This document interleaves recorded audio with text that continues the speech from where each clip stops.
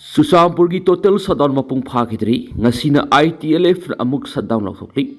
Susampur district ki henglep subdivision ki manusanba Khanpi khul security force na UKNA ki kedar mari hatkhibi ki mayokta Kuki civil society singna kaukiba total shutdown adu mafam khrada mapung phakraba su mafam khrada di mausagum normal oikhi Susampur town ki maroi ba mafam sing school sing office sing amadi atai establishment sing hangna khi duga town asigi Tuibong area dana mapung phana shutdown tonaki Tuibong area ki dukan sing thonglo nakhi lalon iti ki thabak sing lep ki mai tampham sing thonglo nakhi adumai namak total shutdown adu da pamda thaudok sing thokpagi report leti Marak district hospital Susampur ki mokta lady UKNA ki kedar sing asi baksang sing ki postmortem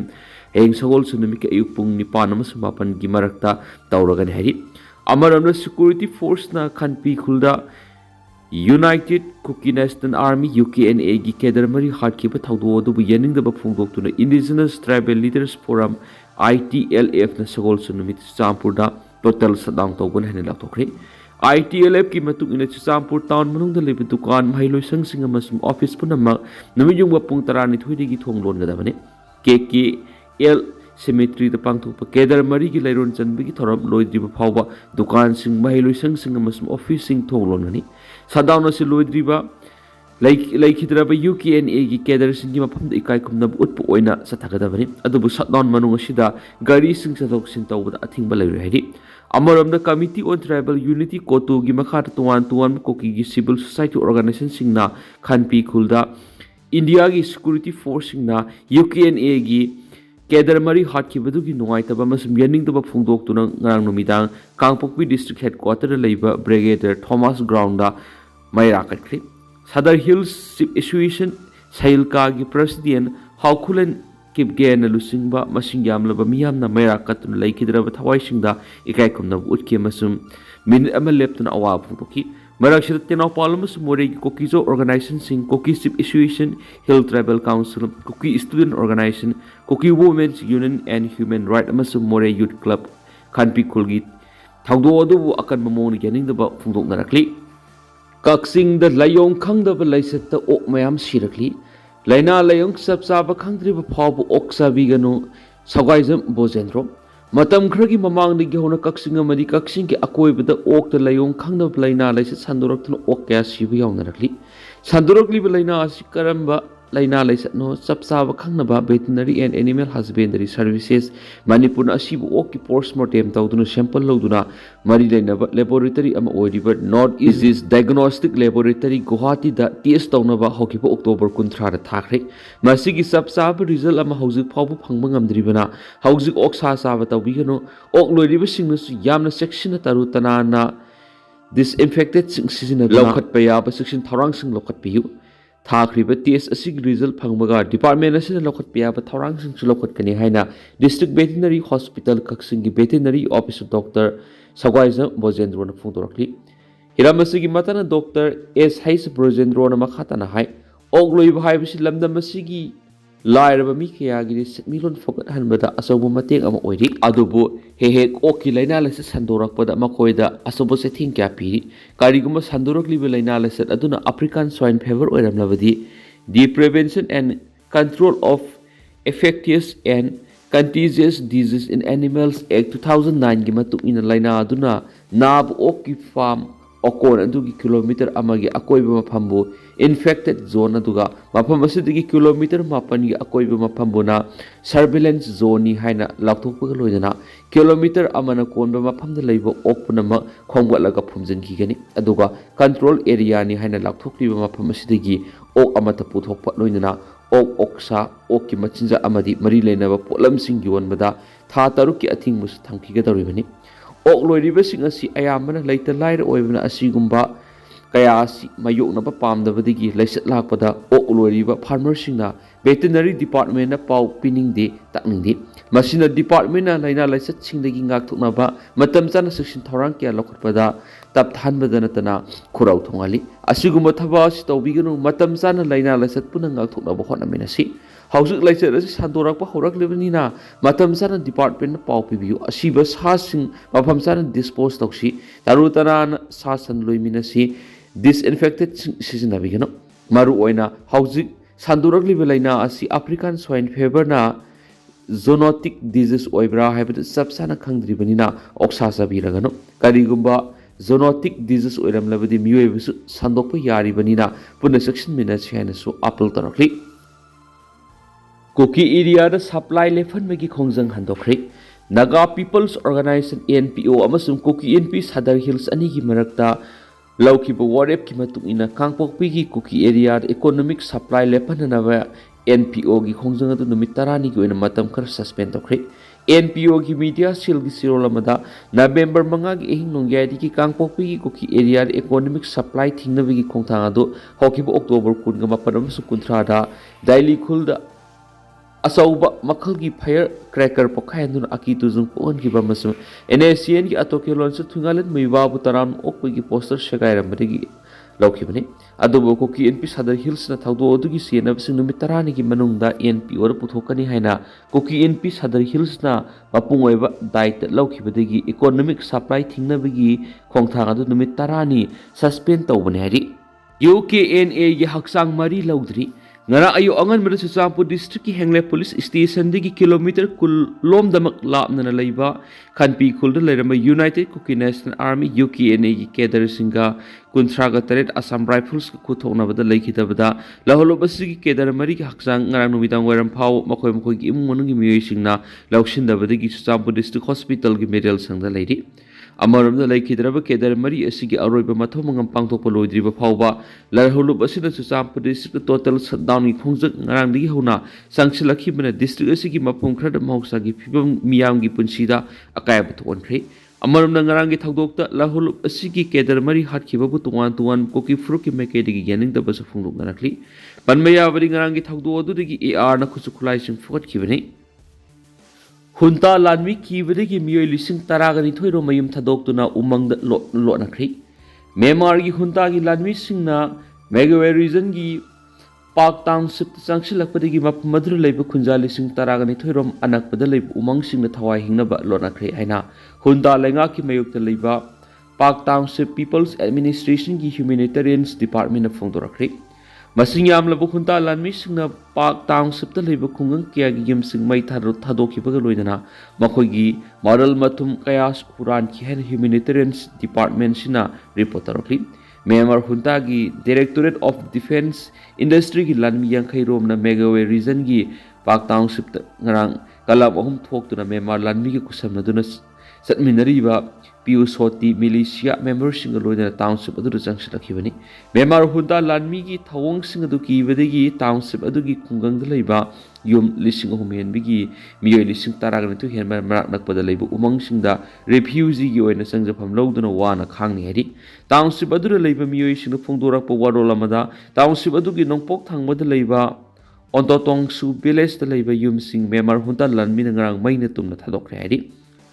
Park Township People's Administration ki warolama township adugi kha thangba awang thangba musum nongsup thangba saruksing khudum chansinabagi dama Hunta Lanmina operation sathaba hokre hairene su paus da makhatana phongdorakli Bir Tikendra International Airport ki maming Civil Aviation Ministry na sakhang lamdri Manipur gi amata ngairab International Airport asigi maming asi Bir Tikendra International Airport haina Khangna bra natragan Imphal International Airport haina khangnari bra haibis asabu ong am oiragle heri Imphal Airport asi Manipur Legislative Assembly na warep lawduna Bir Tikendra International Airport haina sakhangna warep lawkhrapusu matamadu gi government na lokhatpam thokpa thabak lokhatlamdabana Ministry of Civil Aviation dadi airport asi gi anawba maming asi masakhanglamdre heri Pauksi amana phamu paugi likhuna manadi Environment Minister oiringai gi matamda Manipur Legislative Assembly na warep lauduna airport asibu Bir Tikendra International Airport haina ming onthoknaba thabok lokhalamki masigi warep asi khumja English singaniga taraga mapan gi August 13 ta Manipur Legislative Assembly na warep lokhi State Assembly na airport maming hongna ba warep lawrabasu matamadu gi government na maming adu official oina sakhangbina ba matamadu gi state government na Ministry of Civil Aviation da paupiram Maduna maram oiraga Bir Tikendra International Airport haiba ming asi sakhang biduna lairi Awangba thaki paugi likhuna man hairibana official oina bir kendra international airport asi maming onthokpagi wafam asi Ministry of Civil Aviation digi ayaba launaba amasum official gazette notification thoknaba thabak paikhalam kiti maram asina airport asigi maming haujiksu Imphal International Airport haina leidi paugi likhun singa duna makhatana hai flight atongmal atia pakna wangni bisigi maru oiba maram singi manungda state na airport asibu chakthoknaba amasum connectivity hangat hananaba thamoi singna thabak tawdaba sisu amani dynamic pricing maram amadi oigani adobo madu khaktana flight atongmal wongkhatpigi maram oiroi state government flight route sing hena hangdoktuna flight paibigi masing hangat handrabadi flight ki atongmal asi hangat paibisi hauna sane hairi flight masing hangatlawa loinana ahenba route sing hapkatlabadi maduna passenger sinbagi sang hanthangene amasum demand hanthabaga loinana atong mansu hanthanba yagan haina pawgi likhuna duna makhatana hairi source amana hairibani Imphal dagi Chennai direct flight leraba miyamna Guwahati Kolkata natragana Delhi gi route asi thoina khanaroi masi tawba matamda mahausana route aduda paigadaba miyoising adugi demand hanthagane amasum maduna atongmal hantharaknaba masaigani road masing henganaba amasum flight paibigi masing hengananba haibasida airport asi upgrade tawba amasum hena pakthok chakthokba mathoktai awang nongpoki state sing ayamana makhoi airport sing upgrade tawnaba amasum air connectivity hengananaba khongthang sing lokhot ankre haina pawgi lingkhun sing na makhatana phongdokli awang nongpok state sing gi manungda Assam Meghalaya na singba state sing asi gi government sing asina connectivity hengananaba amasum infrastructure hengananaba laizabi thakta thabak lokhali loinana aphangba flight sing pusinduna airline hena pusinduna bohona bagaloinana route masing hengananaba honari haujik su Meghalaya government tungan agency sing tanadru international flight hangdoknaba amasum flight paibigi sa hengananaba leptana honari masiga manana Assam lengana airport pakthok chakthoknaba amasum state adu sinmatuna air connectivity hengananaba thabok lokhali lebak thibadi Manipur di masigi khongthang asi haujik su lokhotpa leitri hari Assam gi lokpriya Gopinath Bordolo International Airport asi hena pakthok chakthokpa loinana anauba terminal hapsinduna madu International Architectural Award 2025 hangkre airport asigi anauba terminal asi sahida passenger crore 1.3 rop chathok jasin tawbi yagan hena pari amasum Guwahati bu regional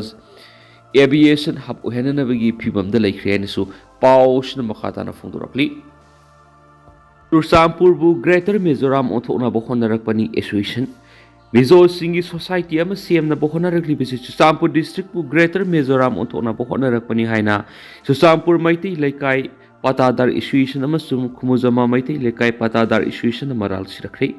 Manipur Press Kapta Paumising unabada Churchampur Maitei Laikai Patadar Association ki president